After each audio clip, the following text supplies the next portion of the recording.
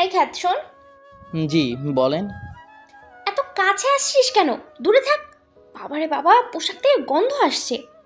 এইগুলো শুনে বড় হয়েছি, এই কথাগুলো তেমন গায়ে লাগে না। জি, কী জন্য ডাকলেন সেটা বলেন। এই, তোরা তো তাড়াহুড়ো কিসের রে? জি বলেন। বলেছি না আমাকে বেশি তাড়াহুড়ো দেখাবি না। ক্যাম্পাস ভর্তি স্টুডেন্টদের সামনে থাপ্পড় খেয়ে মাথা নিচু করে দাঁড়িয়ে আছে। মাথা নিচু করে বললাম, আমি আপনাদের কি ক্ষতি করেছি বলবেন? কেন আপনারা আমার সাথে এমন করেন? ক্ষতি করেছিস আমাদের সাথে ভর্তি হয়ে। ক্ষতি করেছিস এই কলেজে ভর্তি হয়ে। তোর কি যোগ্যতা আছে আমাদের সাথে পড়ার? যোগ্যতা আছে, তাই তো ভর্তি হতে পেরেছি। আপনাদের মতো বাবার পাওয়ার দেখিয়ে ভর্তি হয়নি। ভিখারির বাচ্চা, তোর তো সাহস কম না? চিনিস তুই আমাকে? তোর এমন অবস্থা করব না যে তুই কল্পনাতেও ভাবতে পারবি না। ইরা, কি হয়েছে? একে মারছো কেন? স্যার, এ আমাকে অনেক বাজে বাজে কথা বলেছে, যা বলতেই ঘৃণা হচ্ছে। তোমাকে বলতে হবে না, আমি বুঝতে পারছি। তোর মা বাবা তোকে শিক্ষা দেয়নি। স্যার, আমি কিছুই বলিনি, উনি মিথ্যা বলছেন। আবার মিথ্যা বলছিস? এবার আমার চোখ দিয়ে পানি বের হয়ে গেল। আমি যতই না সত্যি কথা বলি, আমার কথা কেউ বিশ্বাস করবে না, কারণ আমি যে করি। স্যার, এমন খ্যাতের বাচ্চা খ্যাতদের কেন ভর্তি নেন বলেন তো? এদের জন্য কলেজের পরিবেশ নষ্ট হয়ে যাচ্ছে। আমি তো ভর্তি নিই না, নিচ্ছে প্রিন্সিপাল।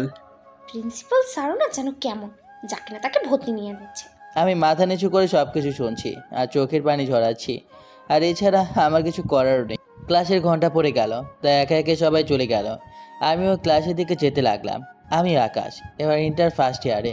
তিনকুলের কেউ নাই, মা বাবা কেউ দেখিনি, এতিমখানায় বড় হয়েছি। থাকি বস্তিতে, একটা ভাঙাচোরা বাড়িতে। ভর্তি হওয়ার 2 মাস হলো। হীরা কেন যে আমার সাথে এমন করে জানে না। আমি তো ওর কোনো ক্ষতি করিনি। আচ্ছা, গরিব হয়ে জন্মানো কি অপরাধ? না, গরিবরা কি মানুষ না? ক্লাসে এসে শেষ বেঞ্চে বসে পড়লাম। এটা আমার নির্ধারণ করা বেঞ্চ বলতে পারেন, কারণ এই বেঞ্চে আমি ছাড়া আর কেউ বসে না। ইরা মেয়েটার নামে কি বলবো? 2 মাস থেকে বিনা কারণ ছাড়াই প্রতিটা দিন অপমান করে। তবে ওর সব অপমান গায়ে লাগে না, ওগুলো সহ্য হয়ে গেছে। ক্লাসে স্যার এলো, এসেই বলল, এই পড়া করে নিয়ে এসেছিস? জি স্যার। তারপর স্যার সবাইকে দাঁড় করিয়ে একটা প্রশ্ন জিজ্ঞেস করলেন। তারপর বললেন, এই প্রশ্নের উত্তর যে যে পারবা তারা তারা বসে যাও। উত্তরটা আমার জানা, তাই বসে পড়লাম। অবাক করার বিষয় হচ্ছে, আমি ছাড়া আর কেউ বসেনি, এমনকি ইরাও না। এক বালতি পানিতে তোমাদের ডুবে মরে যাওয়া উচিত। ছোট একটা প্রশ্ন ক্লাসের কেউ পারলো না। স্যার, ক্ষেতটা বসেছে। তাই নাকি? জি স্যার। রাফির কথা শুনে স্যার আমার কাছে এলো, এসে বলল, উত্তর বলো। সুন্দর করে উত্তরটা দিয়ে দিলাম। আমার উত্তর শুনে স্যার সবাইকে উদ্দেশ্য করে বললেন, আকাশের ফা দুয়ে তোমাদের ফানি খাওয়া উচিত। সামান্য ছোট একটি প্রশ্নের উত্তর ক্লাসের একজন ছাড়া কেউ পারলো না। স্যারের কথা শুনে সবাই মাথা নিচু করে নিল। সবার এমন অবস্থা দেখে মনে মনে হাসলাম। স্যার আমাকে বসতে বলে চলে গেল। তারপর ক্লাস নিতে শুরু করলো। একে একে সব কয়টা ক্লাস শেষ হলো।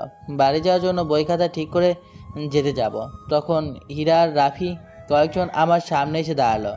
বিগাড়ির বাচ্চা ক্ষেত কোথাকার, তখন খুব হাসি পাচ্ছিল তাই না? আমি কখন হাসলাম? যখন স্যার বলছিল তোর পা দিয়ে পানি খাবার কথা তখন। আমি কখন এসেছি? আর সরেন, আমি বাড়ি যাব। তোকে এমন যাওয়াবো না, কখনো বাড়ি যেতে চাইবি না। আমি চুপ করে রইলাম। ইরা আবার বলল, তুই তো লিমিটের ভেতরে থাক। যদি বাড়াবাড়ি করেছিস তাহলে তোর এমন অবস্থা করব না যে তুই কল্পনাতেও ভাবতে পারবি না। আমি তো আপনাদের কোনো ক্ষতি করিনি, তাহলে আমার সাথে এমন কেন করছেন? আবার মুখে মুখে কথা বলছিস? আমি মাথা নিচু করে দাঁড়িয়ে আছি, সবাই হাসে। আজ অনেক মজা নেওয়া হয়েছে। আজ আর না, আবার আগামীকাল নিব। এখন সব বাসায় চল। সবাই চলে গেল। আমিও বই নিয়ে চলে এলাম। এসে গোসল করে প্যান্ট শার্ট পরিষ্কার করে রোদে শুকাতে দিয়ে 5 টাকার 1 প্যাকেট বিস্কুট খেয়ে ঘুমিয়ে পড়লাম। বিকেলে ঘুম থেকে উঠে মামার দোকানে গেলাম। এটাকে আবার আমার আসল মামা ভাবিয়েন না, ইনি হচ্ছে সরকারি মামা। তাড়াতাড়ি কাজে হাত লাগা। মামা, আমি কাজে মন দিলাম। কাজ শেষ করে খাওয়া দাওয়া করে বাসা চলে এলাম। এসে একটু পড়াশোনা করে ঘুমিয়ে পড়লাম। পরের দিন সকালে ঘুম থেকে উঠে চাল ডাল চাপিয়ে দিলাম। তারপর রান্না শেষ করে খাওয়া দাওয়া করে কলেজে চলে এলাম। কলেজে গেট দিয়ে ঢুকতেই ডাক পড়লো। আমি না শোনার ভান করে অন্য সাইডে চলে এলাম। বন্ধু বান্ধব নেই যে তাদের সাথে আড্ডা দিব, তাই বই খুলে পড়তে লাগলাম। হঠাৎ কেউ এসে বই কেড়ে নিয়ে ফেলে দিল। তারপর আমার শার্টের কলার ধরে উঠিয়ে ঠাস ঠাস করে 2টা থাপ্পড় মেরে দিল। থাপ্পড় দুইটা এত জোরে মারলো যে আমার চোখ দিয়ে পানি বের হয়ে গেল। সামনে তাকিয়ে দেখি ইরা। মারলেন কেন? ভিখারির বাচ্চা, তোর সাহস কি করে হয় আমার কথা না শুনে চলে আসার? আমি মাথা নিচু করে আছি, কি বলবো কিছুই বুঝতে পারছি না। কি আর বলবো, কিছু বলতে গেলেই আমারই আরো ক্ষতি হবে। ইরা আবারও বলল, বেশি বাড়াবাড়ি করলে না তোর এমন অবস্থা করবো না যে তুই উঠে দাঁড়াতে পারবি না। জি, কি কি জন্য ডাকছিলেন? এই তো তোর সাথে এমন মজা নেওয়ার জন্য। আচ্ছা, আমরা গরিবরা কি মানুষ না? আমার সাথে এমন কেন করছেন? ইমোশনাল ডায়লগ তো বাদ দে। আর আমরা তোদের মানুষ ভাবি না, বুঝলি? আজ খুব একটা মজা পেলাম না। তাহলে একে নিয়ে কি করা যায় তুই? আমি ফোনে গান বাজাচ্ছি আর তুই গানের তালে তালে নাচ। আইডিয়াটা না দারুণ। এই নাচা শুরু কর। আমি নাচ পারি না। তুই নাচবি না অন্য কিছু করব? আপনি যা ইচ্ছা করেন, আমি নাচতে পারবো না। ভেবে বললি তো? আমার কিছু বললাম না, চুপ করে ওখান থেকে চলে এলাম। আমরা কি মানুষ না? আমার কি কষ্ট হয় না? তোর কথা না শুনে চলে গেল? প্রিন্সিপাল স্যারের রুমে চল। কেন? গেলেই দেখতে পাবি। আমি ক্লাসরুমে চলে এলাম। নিধি আর ইরা প্রিন্সিপালের রুমে গেল, গিয়ে বলল, আসসালামু আলাইকুম স্যার, একটা কমপ্লেন আছে। কি কমপ্লেন? আমাদের ক্লাসের একটা ছেলে আমাকে বাজে বাজে কথা বলেছে আর খারাপ খারাপ প্রস্তাব দিচ্ছে। এই দেখেন, এই সব লিখেছে। কি বলছো এইসব? জি স্যার। তোমরা দাঁড়াও, ওকে এখনই ডাকছি। আমি ক্লাসে বসে আছি, তখন একটা পিয়ন এসে ডাকলো। তাই পিয়নের সাথে প্রিন্সিপাল স্যারের রুমে এলাম। ভেতরে এসে অবাক হলাম, দেখলাম যে ইরার নিধি আছে। আমি আসতেই প্রিন্সিপাল স্যার বলল, বেয়াদব, তোর মা বাবা তোকে কোনো শিক্ষা দেয়নি?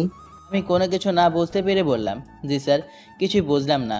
স্যার আমার হাতে একটা কাগজ ধরিয়ে বলল, নে এটা পড়। কাগজটা নিয়ে পড়লাম।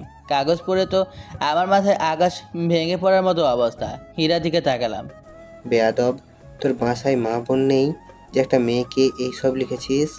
স্যার, এগুলো আমার হ্যান্ডরাইটিং না। হীরা আপনাকে মিথ্যা কথা বলছে।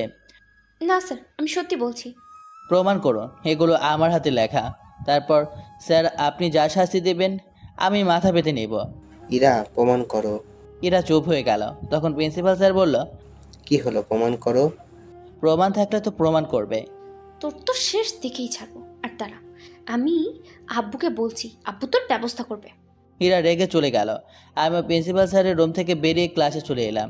তারপর ক্লাস করতে শুরু করলাম। বাসা যাওয়ার সময় রাফি আমাকে ধাক্কা দিল। আমি পড়ে গেলাম, রাফিও পড়ে গেল। রাফি উঠে আমার শার্টের কলা ধরে উঠিয়ে বলল, ভিখারির বাচ্চা, তোর সাহস কী করে হয় আমাকে ধাক্কা দিয়ে ফেলে দেওয়ার? আমি কোথায় আপনাকে ধাক্কা দিলাম? আপনি তো আমাকে ধাক্কা দিলেন। আবার মুখের উপর কথা বলিস? এই তোর সবাই ইশারাকে মার। রাফির বন্ধুরা আমাকে নিচে ফেলে দিয়ে যে যেভাবে পারলো সেভাবে মারতে শুরু করলো। আমি চুপচাপ মার খেয়ে গেলাম। আমার তো প্রতিবাদ করার ক্ষমতা নেই, আর যদি করতে যাই তাহলে হয়তো আরও মার খেতে হবে। এখন আর মানুষের ভিতরে মানবতা বেঁচে নেই। আমাকে মারছে দেখেও কেউ সাহায্য করতে এলো না। একটু পরে আমাকে ছেড়ে দিল। রাফি ও রাফির বন্ধুরা আমাকে মারা থামালো। তারপর সবাই চলে গেল। শরীরটা অনেক ব্যথা করছে। আমি উঠে আস্তে আস্তে কলেজ থেকে বাইরে এলাম। এসে 5 টাকা দিয়ে একটা গ্যাসের ট্যাবলেট আর একটা ব্যথার ট্যাবলেট নিয়ে বাড়ি চলে এলাম। তারপর সকালে রান্না করা খাবার খেয়ে ওষুধ খেয়ে দিলাম ঘুম। বিকেলে ঘুম থেকে উঠলাম, এখন আর ব্যথা নেই। তারপর নামাজ পড়ে কাজে চলে এলাম। কাজ করে খাওয়া দাওয়া শেষ করে বাসায় এসে একটু পড়াশোনা করে ঘুমিয়ে পড়লাম। পরের দিন কলেজে আসতে নিধি বলল, ইরা, এর তো বেশি কই মাছের প্রাণ। গতকাল এত মার খাওয়ার পরও আজ কলেজে চলে এসেছে। আমিও তো সেটাই দেখছি। এই খ্যাত, এখানে শোন। আমি ওদের কাছে গেলাম। না গেলে হয়তো আবার অপমান করতে পারে বা মারতে পারে। রাফিদের এক ডোজেই কাজ হয়েছে দেখছি। ঠিক বলেছিস, কেমন এক টাকাতেই চলে এসেছে। মাঝে মধ্যে একা এমনভাবে দিতে হবে, তাহলেই ঠিক থাকবে, বুঝছিস? ঠিক বলেছিস, ওকে তো ডাকলাম। একে দিয়ে কি করা যায় বলতো? আমি সেটাই ভাবছি, একে দিয়ে কি করব। আমাদের জুতোগুলোতে ধুলো লেগে আছে, তাই ভাবছি। বুঝতে পেরেছি। এই তোর শার্টটা খুলে আমাদের জুতা পরিষ্কার করে দে। দাঁড়িয়ে আছিস কেন? তাড়াতাড়ি শুরু কর। জি। কি বললাম তুই শুনতে পাসনি? আমি পারবো না। আমি চলে আসতে লাগলাম। তখন ইরা আমার শার্ট ধরে টান দিল। ইরা আমার শার্ট টান দিতেই আমি নিচে পড়ে গেলাম।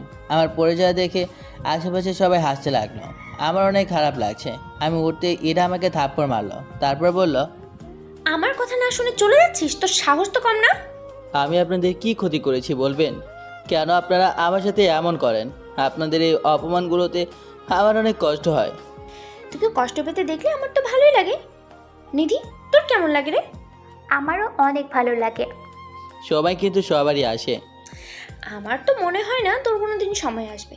এসব ফালতু স্বপ্ন দেখা বাদ দিয়ে আমাদের জুতা পরিষ্কার করে দে। বাধ্য হয়ে শার্ট করে ওদের জুতা পরিষ্কার করতে রাখলাম। আমার চোখ দিয়ে পানি বের হয়ে গেল। এত খারাপ লাগছে যে মনে হচ্ছে আমি এখানে গর্ত করে ঢুকে যাই। চোখ মুছে উঠলাম, তারপর শার্ট পরে নিলাম। ইরা আর নিধি হাসছে। ইরা হাসতে হাসতে বলল, এখন যেতে পারিস। আমি মাথা নিচু করে ক্লাসে চলে এলাম। তোর জুতা পরিষ্কার করার দৃশ্যটা না সেই লাগছিল। ক্লাসে সবাই হাসাহাসি করছে, আমি মাথা নিচু করে বসে আছি। একটু পর স্যার এলো। ক্লাস শুরু হলো। একে একে সব ক্লাস শেষ হলো। আমি বাড়ি যাওয়ার সময় ইরা ওর পায়ের সাথে আমার পা বাঁধলো, তাই আমি পড়ে গেলাম। আমি পড়ে গেছি দেখে সবাই হাসাহাসি করতে লাগলো। খিরে ভিখারি, তোর চোখ বাসায় রেখেছিস নাকি? পড়লি কিভাবে? আমি কিছু না বলে উঠে আবার হাঁটতে লাগলাম। আমি কিছু বলবো না, কোনো প্রতিবাদও করব না। আমি দেখব আমার সাথে এরা কি কি করে আর কি কি করতে পারে। বিকেলে, আগামীকাল তোকে কাজে আসতে হবে না। কেন মামা, আমি কি কিছু করেছি নাকি? তুই কিছুই করিসনি। তাহলে কাজে আসতে বারণ করছো কেন? আগামীকাল থেকে 2 দিন দোকান বন্ধ থাকবে, তাই তোকে আসতে বারণ করছি। ও, আমি ভাবলাম আমাকে কাজ থেকে বের করে দিচ্ছ। কোথায় যাবে? আমার শ্বশুরবাড়ি, অনেকদিন যাওয়া হয়নি, তাই ভাবছি আগামীকাল গিয়ে 2 দিন থেকে আসবো। ও, ভালোই তো, যাও তাহলে। হুম। কাজ করতে লাগলাম। কাজ শেষ করে রাতে বাসায় ফিরলাম। পরের দিন সকালে কলেজের ভেতর যেতেই ইরা ডাক দিল, তাই গেলাম। গিয়ে বললাম, জি বলেন। তুই তো বেহায়া কেন বলতো? তোকে এত অপমান করি, তাও আমি তোকে একবার ডাকাতেই চলে আসলি। আমি কিছু বুঝি না, শুধু চুপ করে শুনে যাচ্ছি। ইরা আবার বলল, আজ তোকে দিয়ে কি করাবো সেটা খুঁজে পাচ্ছি না। ওকে দিয়ে নাচ করানো যায়। অন্য কিছু করানো যাক। ওদের কথা শুনে মনে হচ্ছে আমি একটা খেলনার পুতুল। আপনারা ভাবেন যে আমাকে নিয়ে কি করবেন? যখন ভাবা শেষ হবে তখন না হয় ডাক দিবেন। যদিও তোর আইডিয়াটা মন্দ নয়, তুই কাছে আয়। অনেকক্ষণ ধরে আমার হাতটা সুসুর করছে। এটা বলে ইরা আমার 2 গালে 2টা থাপ্পড় দিল। আমি অবাক হয়ে দাঁড়ায় থাকলাম। মনে মনে বললাম, যদি কখনো আল্লাহ সুযোগ দেন তাহলে ইনশাআল্লাহ এগুলোর প্রতিশোধ নিব। এমনভাবে দেখতে দেখতে ইন্টার প্রথম সেমিস্টার পরীক্ষা চলে এলো এবং দেখতে দেখতে পরীক্ষাও শেষ হয়ে গেল। এই কয়েক মাসে ইরার অত্যাচার এতটুকু কমেনি, বরং আরও দিন দিন বাড়ছে। আজ পরীক্ষার রেজাল্ট দেবে। রেজাল্টে কি হয়েছে এটা জানার জন্য অনেক এক্সাইট হয়ে আছে। ক্লাসে বসে আছে, তখন স্যার এলো। এসে বলল, আজ তো তোমাদের রেজাল্ট দেওয়া হবে, এটা তো সবাই জানো। জি স্যার, জানি। ইরা, দেখবি তুই ফার্স্ট হবি। তুমি কিভাবে জানলে এরাই ফার্স্ট হবে? ভালো স্টুডেন্ট। ও, তাহলে রেজাল্ট শুনে নাও, কে কত পেয়েছো। জি স্যার, আমি শোনার জন্য অনেক এক্সাইটেড হয়ে আছি স্যার। শেষ থেকে শুরু করব না, প্রথম থেকে শুরু করব। শেষ থেকে শুরু করুন স্যার। ওকে। স্যার শেষ থেকে রেজাল্ট দেওয়া শুরু করলো। যখন 4 নাম্বার এলো তখন স্যার বলল, চতুর্থ হয়েছে রাফি, তৃতীয় হয়েছে নিধি, আর সবাইকে অবাক করে দিয়ে প্রথম স্থান অধিকার করেছে আকাশ, আর দ্বিতীয় ইরা হয়েছে। স্যারের কথা শুনে সবাই আমার দিকে তাকালো আর ইরার হাসি মাখা মুখ চুপসে গেল। স্যার, এই খ্যাত কিভাবে ফার্স্ট হতে পারলো? কোথাও লেখা আছে নাকি যে আকাশ ফার্স্ট হতে পারবে না? স্যার, ও মনে হয় নকল করেছে, তাই ফার্স্ট হয়েছে। নকল না করলে কখনোই ফার্স্ট হতে পারতো না। আকাশ, তুমি সত্যি কি নকল করেছো? না স্যার। ওর কথা বিশ্বাস করছি না। ও নিশ্চিত নকল করে ফার্স্ট হয়েছে। না স্যার, আমি কোনো নকল করিনি। আবার পরীক্ষা হবে। ওকে, তো কবে পরীক্ষা দেবা? স্যার, আজকে আর এখনই। ইরা, তুমি রাজি? ইরা একটু ভাবলো, তারপর বলল, জি স্যার। স্যার ক্লাস থেকে বেরিয়ে গেল এবং কিছুক্ষণ পর প্রশ্নপত্র এবং খাতা নিয়ে এলো। এসে বলল, কয়েকদিন প্রশ্ন আছে তোমার, এগুলো লিখো। ওকে দেন স্যার। স্যার আমাদের দুজনকে প্রশ্নপত্র এবং খাতা দিল। তারপর বলল, লেখা শুরু করো, কেউ কাউকে বলে দেবা না। যদি বলে দিয়েছো তাহলে তার নাম্বার থেকে 5 মার্ক কেটে নেব। 40 মিনিট সময়, নো স্টার্ট। আমি লিখতে শুরু করলাম। কিছুক্ষণ পর খাতা জমা দিলাম, তাও ইরার আগে। তোমার লেখা শেষ? জি স্যার। যাও তোমার সিটে গিয়ে বসো। আমি আমার সিটে গিয়ে বসলাম। তখন স্যার বলল, ইরা আর 5 মিনিট আছে। এই তো স্যার, হয়ে গেল। একটু পর ইরা স্যারকে খাতা জমা দিল। স্যার খাতা দেখতে লাগলো। কিছুক্ষণ খাতা দেখার পর আমার দিকে তাকালো, তারপর ইরা দিকে তাকালো। ইরা, তুমি 1 মার্কের জন্য আকাশকে পারলে না, এবারও আকাশ ফার্স্ট হলো। আপনি খাতা দেখতে ভুল করেছেন, আবার খাতা দেখেন। আমি ভালো করে খাতা দেখেছি, তাহলে প্রমাণ হয়ে গেল আকাশ কোনো নকল করেনি। স্যার চলে গেল। তারপর আরও 2টা ক্লাস শেষ হলো। এখন ব্রেক টাইম, তাই ক্লাস থেকে বাইরে চলে এলাম। বাইরে বসে আছি, তখন রাফি এবং তার বন্ধুরা আমার কাছে এলো। ওদের দেখে আমি উঠে চলে যেতে লাগলাম। কি রে, আমাদের দেখে উঠে চলে যাচ্ছিস কেন? এমনি কিছু না। ওখান থেকে উঠে এসে একটা ফাঁকা জায়গায় বসলাম। কিছুক্ষণ বসে থাকার পর যখন ক্লাসের সময় হলো, তখন ক্লাসে চলে এলাম। তারপর ক্লাস শেষে বাড়ি চলে এলাম। পরের দিন কলেজে। তুই আর এই কলেজে পড়তে পারবি না। মানে? তুই কি ছোট বাচ্চা যে আমার কথা বুঝতে পারছিস না? তোকে আজকে টিসি দেওয়ার ব্যবস্থা করছি আমি। না, এমনটা করবেন না। আমার সাথে পাঙ্গা নিতে এসেছিস? তোকে তো কলেজে ছাড়াই করবো আমি। না না, আমার যে এই কলেজে পড়ার অনেক স্বপ্ন।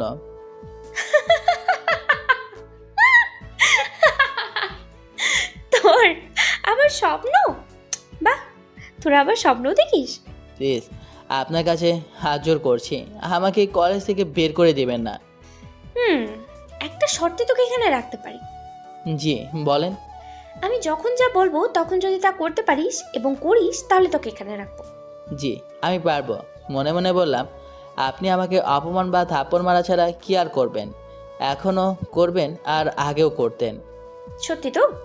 তোকে যখন যা বলবো তখন তা করতে হবে কিন্তু। জি করব, কিন্তু এই কলেজ থেকে বের করে দিয়েন না প্লিজ। তোদের মতো ভিখারির কথায় বিশ্বাস নেই। আপনারা কেমন বিশ্বস্ত সেটা ভালো করে জানা আছে। কিছু বললি? না। সেটাই তোর জন্য বেটার। আচ্ছা, এখন ছাগলের মতো হয়ে ঘাস খা। এর কথা শুনে ইরা দিকে ভ্রু কোসকে তাকালাম। তোকে কি বললাম, শুনতে পাসনি? আপনি এগুলো কি বলছেন? করবি নাকি তোকে টিসি দেওয়ার ব্যবস্থা করব? এইটা যদি করি তাহলে পুরো কলেজের সবাই হাসবে, আর যদি না করি তাহলে কলেজ ছাড়তে হবে। কি করবো কিছুই বুঝতে পারছি না। আল্লাহ, আমি এখন বিপদে পড়লাম। আল্লাহ, তুমি আমার ইজ্জতটা রক্ষা করো। আমার কথা তোর কানে যায়নি? কি করবো বুঝতে পারছি না। বাধ্য হয়ে ছাগলের মতো হতে হলো। সবাই আমাকে ঘিরে ধরলো এবং হাসতে লাগলো, আর অনেকেই ভিডিও করতে লাগলো। আমার চোখ দিয়ে পানি গড়িয়ে গড়িয়ে পড়ছে। ইরা, তোর ছাগল যে ঘাস খাচ্ছে না। এই, ঘাস খা। ইরার কথা শুনে ঘাসে মুখ দিতে হলো। এবার ওঠ। ইরার কথা শুনে উঠলাম, তারপর চোখ মুছলাম। যখন হাঁটে যাব তখন ছোট লোকের বাচ্চা, আমি তোকে যেতে বলেছি? আমি দাঁড়িয়ে গেলাম। ইরা আবার বলল, এটা তো শুরু, দেখতে থাক তোর সাথে কি কি করি। তুই আমাকে চিনিস না, কেমন আমার সঙ্গে পাঙ্গা নিতে এসেছিস। যা এবার। আমি ওখান থেকে সোজা কলেজের ওয়াশরুমে চলে এলাম। এসে কিছুক্ষণ কান্না করে ফ্রেশ হয়ে বের হলাম। আমি হাঁটছি, তখন সবাই আমাকে দেখে হাসছে। আমি মাথা নিচু করে ক্লাসে চলে এলাম। একে একে সব ক্লাস শেষ হলো। ক্লাস শেষ করে যাওয়ার সময় ইরা বলল, এখন আর কিছু বললাম না। আগামীকাল যদি সময়ে আসবি, যদি দেরি করেছিস না, তাহলে তোকে কি যে করবো আমি নিজেও জানি না। আমি মাথা নিচু করে ক্লাসে চলে এলাম। বিকেলে কাজে যাচ্ছি তখন একটা মেয়ের সাথে ধাক্কা লেগে পড়ে গেলাম। আমি উঠে তাড়াতাড়ি গালে হাত দিলাম। মেয়েটা উঠলো, তারপর আমার দিকে তাকিয়ে মেয়েটা হাসলো। গালে হাত দিলেন কেন? যদি থাপ্পড় মারেন তাই। আপনাকে কেন মারতে যাব? এই তো আপনার সাথে ধাক্কা লেগে গেছে তাই। এখানে আপনার দোষ নেই, আমি আনমনেই হারছিলাম। বাই দ্য ওয়ে, আপনার নাম কি? জি আকাশ। বাই, আমার কাজে যেতে হবে, দেরি হয়ে যাচ্ছে। এত তাড়াহুড়া কিসের? আমার নাম তো জেনে যাও। আমি আপনার নাম দিয়ে কি করব? আচ্ছা বলেন, আপনার নাম কি? আমার নাম মাহি। অনেক সুন্দর নাম। আচ্ছা বাই। আমি আর ওখানে না দাঁড়িয়ে হাঁটতে লাগলাম। 5 মিনিট পর মামার দোকানে চলে এলাম। এসে কাজ করতে লাগলাম। রাতে যাবার সময়, এই নে তোর বেতন। ধন্যবাদ মামা। ধন্যবাদ কিসের জন্য? এটা তোর পরিশ্রমের টাকা। তারপর দোকান থেকে বাড়িতে চলে এলাম। এসে একটু পরে ঘুমিয়ে পড়লাম। পরের দিন সকালে কলেজে যেতে ইচ্ছে করছে না, শুধু ইরার জন্য। কিন্তু আমাকে তো কলেজে যেতেই হবে। আমাকে যে অনেক বড় হতে হবে। আস্তে আস্তে কলেজে চলে এলাম। কলেজে আসা মাত্রই ইরা ডাক পড়লো। ইরার কাছে গেলাম। চল ক্যান্টিনে, তোকে আজ খাওয়াবো। তুই ভিখারির বাচ্চাকে খাওয়াবি? চল তাহলে দেখতে পাবি কি করব। এই ভিখারি, চল ইরার সাথে ক্যান্টিনে চলে এলাম। এখানে বস, আমি আসছি। আমি একটা চেয়ারে বসলাম। ইরা কোথায় গিয়ে আবার এলো। এসে বলল, খাওয়ার জন্য রেডি হও। আল্লাহ জানেন আজ আমার কি হবে। একটু পরে একজন কাঁচামরিচ নিয়ে এলো। তখন ইরা বলল, এগুলো খা, যদি না খেয়েছিস তাহলে এর থেকে বড় শাস্তি তোর জন্য অপেক্ষা করছে। আমি কি করব বুঝে উঠতে পারছি না। ইচ্ছে হচ্ছে এখান থেকে উঠে পালাই। কি হলো, খেতে পারছিস না? কোনো উপায় না পেয়ে খেতে লাগলাম। ঝালে ছুটে আমার মুখ থেকে শুরু করে পেট পর্যন্ত চলছে, আর চোখ দিয়ে পানি গড়িয়ে গড়িয়ে পড়ছে। আমি আর খেতে পারবো না, প্লিজ আমাকে পানি দেন, প্লিজ পানি দেন। সবগুলো খেয়ে শেষ কর। দে, ওর মুখে পানি ঝাপটা দে। একটু পরে দে। ভিখারির বাচ্চা কেমন আমার সাথে পাঙ্গা নিতে এসেছে। কিছুক্ষণ পর ইরা চোখে পানি ঝাপটা দিল। তখন আমার জ্ঞান ফিরল। ঝালে আমার অবস্থা খারাপ। সামনে পানি দেখে খেতে লাগলাম। পানি খাওয়ার পরে ঝাল কমছে না। এদিকে তো আমার অবস্থা খারাপ। তাড়াতাড়ি দোকানে গেলাম মিষ্টি কোনো জিনিস আছে কিনা দেখার জন্য। দেখি মিষ্টি জিনিস আছে, ওগুলো দোকান থেকে নিয়ে খেতে লাগলাম। মিষ্টি খাওয়ার পরে যেন ঝাল কমছে না। আবার পানি খেতে লাগলাম, কিন্তু কোনোভাবেই ঝাল কমছে না। আমার চোখ দিয়ে তো ঝর্ণার মতো পানি বেরিয়ে যাচ্ছে। একটা চেয়ারে বসে পড়লাম। নিদিয়ার ইরা আমার কাছে এলো এবং হাসতে থাকলো। প্রায় 1 ঘন্টা পর একটু ঝাল কমলো, আর ক্লাস করলাম না। বাড়িতে চলে এলাম। দুপুর থেকে শুরু হলো যাওয়া আসা। আমার এমন অবস্থা হলো যে বিছানা থেকে উঠতেই পারছি না। ঘরে ডায়রিয়া ওষুধ ছিল, ওগুলো 2টা খেলাম। কিছুক্ষণ পর স্বাভাবিক হলো, আর জ্বর চলে এলো। জ্বরে শরীর পড়ে যাচ্ছে, এমন অবস্থা যে কিছু করতেও পারছি না। জ্বরের তীব্রতায় জ্ঞান হারিয়ে ফেললাম। যখন জ্ঞান ফিরল তখন নিজেকে হাসপাতালে আবিষ্কার করলাম। আমি এখানে কিভাবে এলাম আর আমাকে এখানে কে নিয়ে এলো জানি না। যখন উঠতে যাব তখন কেউ বলল, উঠছিস কেন? শুয়ে থাক। মামার কণ্ঠ শুনে মামার দিকে তাকালাম। তারপর বললাম, আমাকে এখানে কে নিয়ে এলো? তুই আসছিস না দেখে তোর বাসায় গিয়েছিলাম। গিয়ে দেখি তো তুই অজ্ঞান হয়ে পড়ে আছিস, তাই আমি তোকে নিয়ে এসেছি। এসব কেমন করে হলো? জানি না কিভাবে এমন হলো। আমার জন্য তোমার কত বড় ক্ষতি হয়ে গেল। আমার আবার কি ক্ষতি হলো? আমার জন্য তোমার দোকান বন্ধ হয়ে আছে। আচ্ছা, কত টাকা খরচ হয়েছে? কি শুরু করলি? এখন চুপ করে শুয়ে থাক। কোনো টাকা খরচ হয়নি। আমি চুপ করে শুয়ে আছি, চোখ দিয়ে পানি বের হয়ে গেল। আচ্ছা, আমি মরে যাই না কেন? কতই তো সবাই রোড অ্যাক্সিডেন্টে মরে যাচ্ছে, কিন্তু আমি মরছি না কেন? এই পৃথিবীতে থাকতে আর ভালো লাগে না। কান্না করছিস কেন? কিছু না, যদি মা বাবা থাকতো তাহলে আমাকে এত কষ্ট পেতে হতো না। এই কষ্টগুলো সহ্য করতে পারে না। মাঝে মধ্যে বিষ নিয়ে বসে, কিন্তু খেতে পারে না। মামা আমার কথা শুনে আমার দিকে চুপ করে তাকিয়ে আছে। মামা, তুমি বাসায় যাও, তোমার অনেক কাজ থাকতে পারে। আমার কোনো কাজ নেই। মিথ্যা বলছো কেন? তুমি যাও, আমি থাকতে পারবো। আচ্ছা, আমি সকালে আবার আসবো। মামা চলে গেল। আমি চুপ করে শুয়ে থাকলাম। কিছুক্ষণ পর ডাক্তার এলো। এসে বলল, এখন কেমন লাগছে? জি ভালো। আপনি ডাক্তার? এখনো হয়নি, তবে এর উপর ফোর্স চলছে। ও, এখন কত বাজে? 9টা বাজে। ও, তোমার বাসা সবাই কোথায়? আমার কেউ নেই, আমি এতিম। ও, গতকাল তো ভালো ছিল, হঠাৎ এমন হলো কিভাবে? জানি না। আপনি বাসা যাবেন না? আজ রাতে আমার ডিউটি আছে। আমার ভয় করে না। ভয় থাকলে কি ডাক্তার হওয়া যায়? ডাক্তার হতে গেলে সাহস লাগে, বুঝলা? আর আমার সাথে আমার 2জন ফ্রেন্ডও থাকে। ও, আপনার বাসায় কে কে আছেন? আব্বু, আম্মু আর আমি। আমার যদি মা বাবা থাকতো তাহলে কত ভালোই না হতো। আচ্ছা, তুমি শুয়ে থাকো, আমি বাকি রোগীদের দেখে আসি। মাহি মেয়েটা চলে গেল। 10 মিনিট পর আবার এলো। তারপর আমার পাশে একটা টোল টেনে বসলো। তুমি কি ওষুধ খেয়েছো? জি না, খাওয়া হয়নি। ও আচ্ছা, এই নাও, ওষুধ খেয়ে নাও। মাহি মেয়েটা ওষুধ খাইয়ে দিল। তারপর বলল, তুমি কোথায় থাকো? আর লেখাপড়া করো না, কাজ করো? বস্তিতে থাকি, এবার ইন্টার ফার্স্ট ইয়ারে পড়ি। তাহলে তো তুমি করে বলো, ঠিক আছে। না, মাইন্ড করছো? কিছু মনে করছি না। তুমি ডাক্তার শুনতে ভালোই লাগছে। আর যদি ছোট ভাই মনে করে তুমি করে বলেন তাহলে তো আরো ভালো লাগবে। তাই? হুম। ওকে, আজ থেকে তাহলে আমরা ভাই বোন। তোমার বাসা কোথায়? হাসপাতাল থেকে 1 কিলো গেলেই আমার বাসা। আচ্ছা, তুই আমি রোগী দেখে আসি। আচ্ছা যাও। মাহি আপু বাইরে চলে গেল। একটু পরে আবার এলো, এসে বলল, তোর ঘুম আসছে না? না, তোমার ঘুম আসে নাকি? না, তোর পড়ালেখা কিভাবে চলে? ক্লাসের সময় ক্লাস করি, রাতে আর সকালে ক্লাসের পড়া পড়ি, আর বিকেল থেকে রাত 10টা পর্যন্ত যে আমাকে হাসপাতালে নিয়ে এসেছে তার দোকানে কাজ করি। কাজ করে যে টাকা পাই ওটা দিয়েই আমার সব খরচ চলে যায়।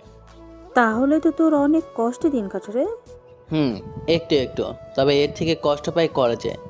কলেজে আবার কিসের কষ্ট পাস? এমন কিছু না। বল, কেন কষ্ট পাস? এমন কিছু না। আমি না তোর আপু? একেবারে জায়গা মতো আঘাত করেছে। আচ্ছা বলছি, আমাদের ক্লাসে ইরা নামের বড়লোকের অঙ্কের একটা মেয়ে আছে, শুধু আমাকে অপমান করে কষ্ট দেয়। কেন? তুই ওর কি ক্ষতি করেছিস যে তোকে এভাবে কষ্ট দেয়? আমি ওর কোনো কিছুই করিনি। আমি বুঝতে পারি না কেন আমার সাথে এমন করে। ও শুধু একটা কথাই বলে, আমাদের সাথে পড়ার তোর যোগ্যতা নেই। কারণ হিসেবে বলে আমি গরিব খ্যাত, প্রতিদিন থাপ্পড় মারে, আর ওর জন্য আমার এই অবস্থা। কেন? ইরা আবার কি করেছে যে তোর এমন অবস্থা হলো? আজকে আমাকে জোর করে অনেকগুলো কাঁচামরিচ খাইয়েছে। তুই কিছু বলিসনি? আর খেলি কেন? না খেলে বলেছে আমাকে টিসি যাওয়ার ব্যবস্থা করবে, তার জন্য খেতে হয়েছে। প্রিন্সিপাল স্যারকে কমপ্লেন করতে পারিস না? কিছুই হবে না। আমার মতো গরিবের হয়তো কমপ্লেন করাই হবে, শেষে হয়তো আমার আরও বড় ক্ষতি হবে। এই কলেজ থেকে টিসি নিয়ে অন্য কলেজে ভর্তি হয়ে যা। আমার ওই কলেজে পড়ার অনেক দিনের স্বপ্ন, আর ওখান থেকে বেরিয়ে কোথায় ভর্তি হব? আর ভর্তি হতে গেলে যে টাকা লাগবে, আমি সেই টাকা কোথায় পাবো? আমার কথা শুনে মাহি আপু চুপ করে থাকলো। কিছুক্ষণ চুপ থাকার পর বলল, সুস্থ হয়নি, তারপর তোকে অন্য কলেজে আমি ভর্তি করাবো। না আপু থাক, কিছু করা লাগবে না। যখনও এগুলো করতে করতে ক্লান্ত হয়ে পড়বে তখন আর এগুলো করবে না। তুই এগুলো কতদিন সহ্য করবি? এগুলো সহ্য করার ক্ষমতা সে ছোটকাল থেকে হয়ে আছে। আচ্ছা, আমি তোর প্রিন্সিপাল স্যারকে বলে দিব। তোমাকে কিছু করতে হবে না। আমি না তোর আপু? এটা বলে তো ভালোই ব্ল্যাকমেল শুরু করলা।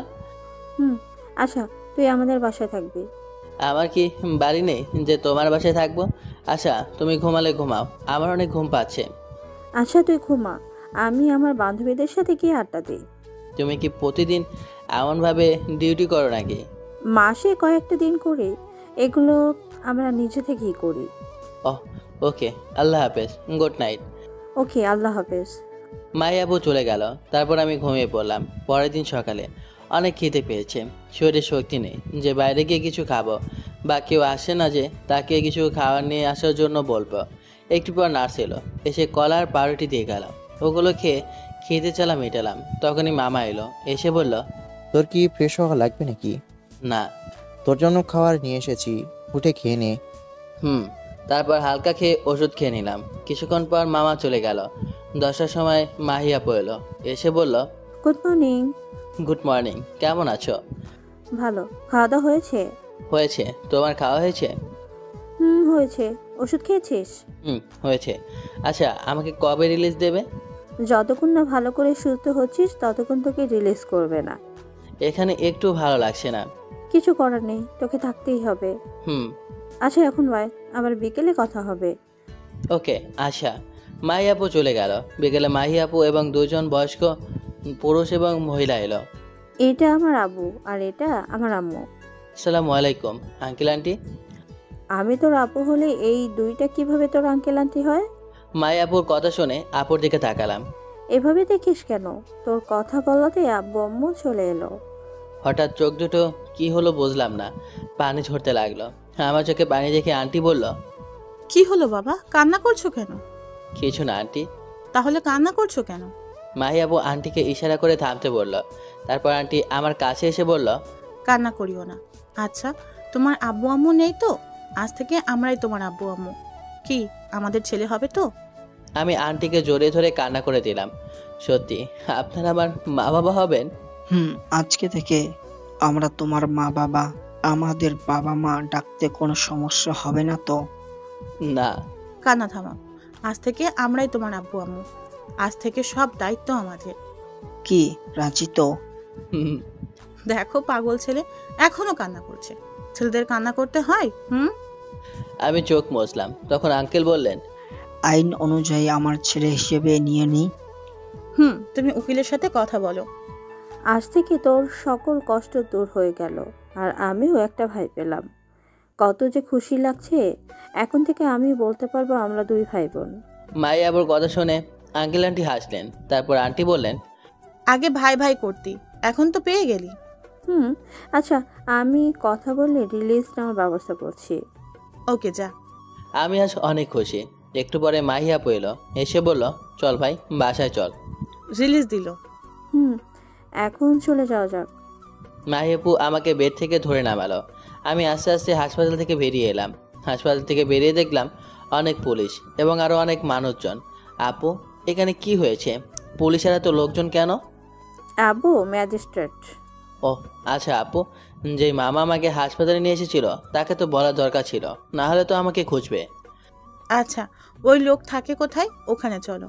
আচ্ছা চলেন। একদম আন্টি আর আঙ্কেল বলবি না। আচ্ছা বলবো না, আব্বু আম্মু বলবো। গাড়িতে উঠে পড়লাম। কিছুক্ষণ পর মামার দোকানের সামনে এসে গাড়ি থামলো। আমি গাড়ি থেকে আস্তে আস্তে নামলাম। মামা আমাকে দেখে আমার কাছে এলো, এসে বলল, কি রে তুই এখানে কিভাবে এলি? কে নিয়ে এলো? আমরা নিয়ে এসেছি। এখনো টাকা জমা দিতে পারিনি, তাই ওকে বের করে দিলেন। তা না, বিল আমি পেমেন্ট করে দিয়েছি। আকাশ আপনার সাথে দেখা করবে তাই নিয়ে এলো। তুই কি করতে এলি? আমাকে খবর দিলে আমি চলে যেতাম। মামা তেমন কিছু না, আমি আমার একটা পরিবার পেয়ে গেছি। আজ থেকে এনাদের বাসায় থাকবো। আজ থেকে এটা আমার আব্বু, ইনি আমার আব্বু, ইনি আমার আম্মু। মাশাল্লাহ, অনেক ভালো তো। তাহলে তো তোর সব কষ্ট দূর হয়ে গেল। মামা, আল্লাহ এতদিনে মনে হয় আমার সব কষ্ট দূর করে দিল। আমাকে আবার ভুলে যাবি না তো? মামা কি যে বলো না, আমি আর দাঁড়িয়ে থাকতে পারছি না। শরীরটা কেমন কাঁপতে লাগলো। তখন মাইয়াপু ধরে নিল আর বলল, আর দাঁড়িয়ে থাকতে হবে না, চল। চলো। আবার গাড়িতে উঠে পড়লাম। তারপর গাড়ি একটা শপিং মলের সামনে এসে দাঁড়ালো। আব্বু মানে আঙ্কেল নেমে গেল এবং কিছুক্ষণ পর কয়েকটি ব্যাগ হাতে নিয়ে গাড়িতে এলো। কিছুক্ষণ পর একটা বাসার সামনে এলাম। বাসাটা অনেক সুন্দর এবং বড়। এটা কি তোমাদের বাসা? তোমাদের মানে? বল আমাদের বাসা। হলো একটা। হলো একটা না, তোকে বলতে হবে। আচ্ছা আচ্ছা, আমাদেরই বলবো। আব্বু আম্মু হাসে। তারপর আব্বু আমাকে ধরে নিয়ে এলো। তারপর একটা রুমে নিয়ে এলো। আজ থেকে এটা তোর রুম। তোমার কোনটা? পাশেরটা আমার। আজও কি হাসপাতালে যাওয়া নাকি? না, এই সপ্তাহে আর না। ও আচ্ছা, তুই বিশ্রাম নে, আমি একটু পরে আসছি। ওকে। মাইয়াপু চলে গেল। আমি চুপচাপ শুয়ে থাকলাম। একটু পরে আম্মু এলো, এসে বলল, আকাশ ওঠ, স্যুপটা খেয়ে নে। আমি ভাবতেই পারিনি এই কয়েক ঘন্টার ভিতরে এমনভাবে মানিয়ে নেব বা ওনারা মানিয়ে নেবেন। আম্মু আমাকে ধরে ওঠালো। তারপর বলল, আমি খাইয়ে দিচ্ছি। আমি কিছু না বলে খেতে লাগলাম। পাগল, এমনভাবে কান্না করছিস কেন? খুশিতে আম্মু। তুই আমাকে আম্মু বললি? আম্মু সোপ রেখে আমাকে জড়িয়ে ধরে কান্না করে দিল। আজ এগুলো কষ্টের কান্না না, সব সুখের কান্না। মা ছেলের কান্নার পর্ব শেষ হলো? হবে না কেন?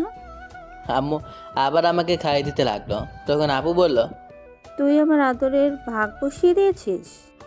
পরের দিন কলেজে। এই ভিখারি বাচ্চা আসছে না কেন রে? আমি কিভাবে বলবো? সেদিন মরিচ খাইয়েছিস, তাতে মনে হয় আসছে আর যাচ্ছে। হতে পারে, আর ভুলেও আমার সাথে পাঙ্গা নিতে আসবে না। ওকে তো কলেজ ছাড়া করবোই আমি। আজ যদি কলেজে আসে তাহলে 2 দিনের শাস্তি একদিনেই দিব। পরের দিন বিকেলে আপুকে বললাম, আপু আমার সাথে একটু বসতে যাবে? কেন? আমার বই খাতাগুলো নিয়ে আসতাম। চল, গাড়ি নিয়ে যাবি না রিক্সায়? তুমি কিসে যাবে? তুই এখনো খুব ভালোভাবে সুস্থ হয়ে উঠিসনি, গাড়িতেই চল। আচ্ছা চলো। তারপর বসির কাছে চলে এলাম। এখন নামো, আর গাড়িতে যাওয়া যাবে না।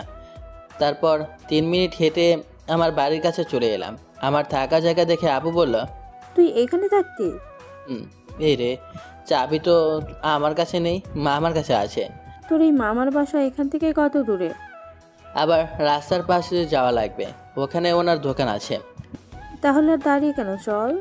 আমার আপু হাঁটতে হাঁটতে রাস্তার পাশে এসে মামার কাছে এসে চাবি নিয়ে এসে বই খাতা নিয়ে গাড়ির কাছে এলাম। এগুলো দেখে বললাম, তুমি গাড়িতে বসে থাকো, আমি মামার কাছ থেকে আসি। আমিও যাব। চলো তাহলে। মামার কাছে এসে চাবি দিয়ে বললাম, মামা এই নাও বাড়ির চাবি, যদি কোনো হিতিমকে পাও তবে তাকে দিয়ে দিও। আমার সব কিছু ওখানেই থাকলো। আল্লাহ আমাকে একটা পরিবার দিয়েছে। আমার আর কিছুই লাগবে না। যদি কাউকে পাও তাহলে ওগুলো ওকে দিয়ে দিবা।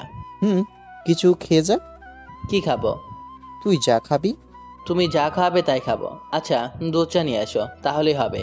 আপু বসো। আমি আর আপু বসে পড়লাম। মামা 2 কাপ দুধ চা এবং টোস্ট বিস্কুট দিল। ওগুলো খেয়ে মামার সাথে একটু কথা বলে বাসায় চলে এলাম। রাতে খাচ্ছি, তখন আব্বু বলল, তাড়াতাড়ি বাইক চালানো শিখতে হবে তো। কেন আব্বু? বারে, আমি আমার ছেলেকে বাইক নিয়ে দেব না। আব্বুর কথা শুনে আব্বুর দিকে তাকালাম। এমন ভাবে দেখার কি আছে? কিছু না, খাওয়া দাওয়া শেষ হলো।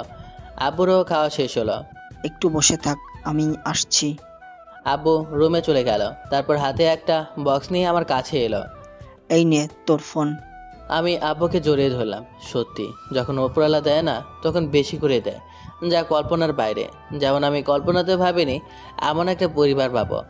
আচ্ছা হয়েছে, এখন ফোনটা দেখ পছন্দ হয় কি না। আপনি যখন দিয়েছেন তখন পছন্দ না করার কি আছে? তাও ফোনটা দেখ। আচ্ছা, আমি বক্স খুলে দেখি। অনেক বড় একটা স্মার্টফোন। ফোন দেখে বোঝা যাচ্ছে 20,000 টাকার নিচে নেই, হয়তো তার থেকে বেশি হবে। ফোন তো অনেক দামি মনে হচ্ছে। তো কি হয়েছে? তেমন কিছু হয়নি। আমি রুমে গেলাম। আল্লাহ হাফেজ। রুমে চলে এলাম। এমা, আমি তো ফোন টিপতেই পারি না। যাই, আপুর কাছে যাই। আপুর রুমের কাছে গিয়ে বললাম, আপু আসবো? আয়। আমি ভেতরে গেলাম। তারপর বললাম, আপু তো ফোন দিল, কিন্তু আমি তো ফোনের কিছুই বুঝি না। আচ্ছা দে, আমি শিখিয়ে দিচ্ছি। তাই তো এলাম। তারপর মাহিয়া আপুর কাছে কিছুক্ষণ ফোন টেপা শিখলাম। এখন তো পারবি। না পারলে তুমি তো আছোই। না পারার কিছু নেই, টিপতে থাক, সব কিছুই শিখে যাবি। আর গিয়ে ঘুমিয়ে পড়, একদম মোবাইলে ফোন টিপবি না। আল্লাহ হাফেজ। আপুর রুম থেকে এসে একটু ফোন টেপার চেষ্টা করলাম, তারপর ঘুমিয়ে পড়লাম। পরের দিন সকালে। আজ কলেজে যাবি নাকি? পড়া মিস হয়ে যাচ্ছে। আমিও তোর সাথে তোর কলেজে যাব, তারপর আমার কলেজে যাব। আচ্ছা। আম্মু আবার খাবার দিল। আমরা সবাই গল্প করতে করতে খাবার খেলাম। একটু পরে কলেজে যাওয়ার জন্য রেডি হচ্ছি। তখন আপু এলো, এসে বলল, দাঁড়া, আমি তোকে পোশাক চয়েস করে দিচ্ছি। আচ্ছা দাও। মাই আপু আমাকে পোশাক চয়েস করে দিল। তারপর বলল, তুই রেডি হয়ে নে, আমিও রেডি হয়ে নি। আপু চলে গেল। আমি রেডি হয়ে রুম থেকে বেরিয়ে এলাম। এভাবে যাবি? তো আর কিভাবে যাব? আপু এলো। তখন আম্মু আপুকে বলল, দেখ তোর ভাইকে কেমন খ্যাত মার্কা গেট আপ নিয়ে যাচ্ছে। দাঁড়াও, আমি ওকে হিরো মার্কা গেট আপ নিয়ে দিচ্ছি। আজ তোমার ছেলেকে দেখলে কত মেয়ে যে ক্রাশ খাবে তার ঠিক নেই। কি যে বলো না, আমি এমনভাবে ঠিক আছে। তুই এভাবে ঠিক নস। আম্মু চিড়িটা দাও। আম্মু চিরুনি এনে দিল। তখন আপু চুল ঠিক করে দিল আর বলল, সেলুনে গিয়ে চুল ঠিক করে নিতে হবে। তারপর গাড়ির কাছে এসে গাড়িতে উঠে পড়লাম। আপু ড্রাইভ করতে লাগলো। 15 মিনিট পর কলেজে চলে এলাম। আমি গাড়ি থেকে নেমে গেলাম। আপুও নামলো। ইরা, কলেজ গেটের দিকে একবার তাকিয়ে দেখ। আরে ওই খ্যাতটা না? ওই তো মনে হচ্ছে। পাশের ওই মেয়েটাকে? আমি কিভাবে বলবো? চল, ওকে কয়েকদিন ধরে শাস্তি অপমান করা হয়নি। চল মজা নেওয়া যাক। আমি হাঁটছি, তখন ইরা আর নিধি এলো। ইরা বলল, কিরে ভিখারি, এই পোশাক পেলি কোথায়? তোর তো কেনার সাধ্য নেই নিশ্চয়ই। কোথাও থেকে তুই চুরি করেছিস, তাই না? আর এই কয়েকদিন আসিসনি কেন? তোকে কয়েকদিন থাপ্পড় মারিনি, তাই হাতটা না কেমন যেন করছে। আর এটা তোর গার্লফ্রেন্ড নাকি?